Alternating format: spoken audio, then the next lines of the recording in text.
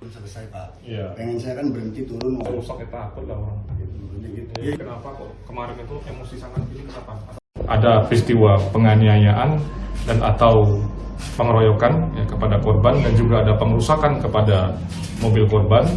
Nah kemudian korban melaporkan hal tersebut kepada kita pihak kepolisian. Kemudian setelah dilakukan penyelidikan kita tangkap satu orang yang diduga sebagai pelaku dengan inisial atas nama FO, umur 26 tahun, ya, alamat Indramayu.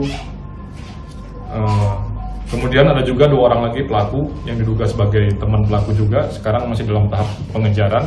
Nah, jadi untuk pelaku di sini kita terapkan pasal 170 KUH pidana atau 406 KUHP dengan ancaman maksimal 9 tahun penjara.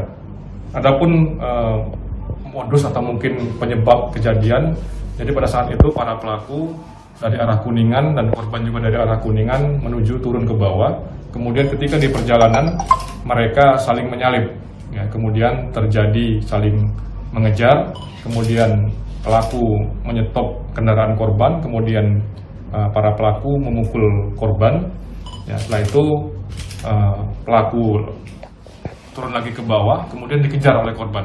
Sehingga pada saat itu karena saling emosi, ya, kemudian para pelaku menghentikan kendaraan korban, kemudian terjadilah pengerusakan ya dengan menggunakan dongkrak ya, yang dipukulkan kepada kap mobil, kemudian kepada kaca sehingga menyebabkan kaca pecah dan kap mobil rusak. Nah, atas perbuatan tersebut pelaku sudah diamankan dan sekarang dalam tahap proses penyidikan di Satreskrim Polresta Cirebon.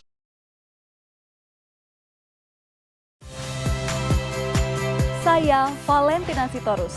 Saksikan program-program Kompas TV melalui siaran digital, pay TV, dan media streaming lainnya.